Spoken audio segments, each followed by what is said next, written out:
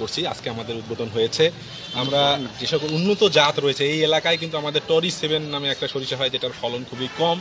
আমরা সেটাকে রিপ্লেস করে কীভাবে উন্নত জাতের সরিষা প্রদান করা যায়, যেমন হলো বাড়ি সরিষা 14 রয়েছে, বাড়ি সরিষা 17 রয়েছে, আমাদের বিনা সরিষা 9 রয়েছে, বিনা সরিষা 11, বিনা সরিষা 12, বাড়ি সরিষা 20। এই সকল উন্নত জাতের সরিষা কিন্তু আমরা প্রণোদনার আওতায় এই সকল কৃষককে প্রদান করছি।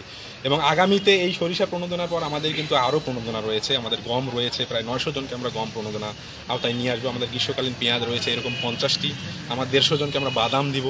খেসারি রয়েছে, মুগ রয়েছে, মসুর রয়েছে। এই সকল প্রণোদনা কিন্তু এই এলাকার কৃষক মোটামুটি প্রায় 4,500 3900 কৃষককে আমরা সর্বমোট এই প্রণোদনা কর্মসূচির আওতায় নিয়ে আসতেছি। আমরা আশা করব যে এই প্রণোদনার মাধ্যমে উন্নত যে সকল জাত রয়েছে সেই সকল জাতের চাষাবাদ হবে এবং কৃষি আত্মনির্ভর হবে, কৃষক আত্মনির্ভর হবে এবং কৃষি এক ধাপ এগিয়ে যাবে। রৌমারী কৃষিকে আমরা এক ধাপ এগিয়ে নিয়ে যাব। ভালো লাগলো।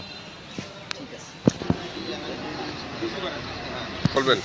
বিনামূল্যে বীজ পেলাম, ইনশাল্লাহ আমরা আবাদ করবো। খুব ভালো লাগলো।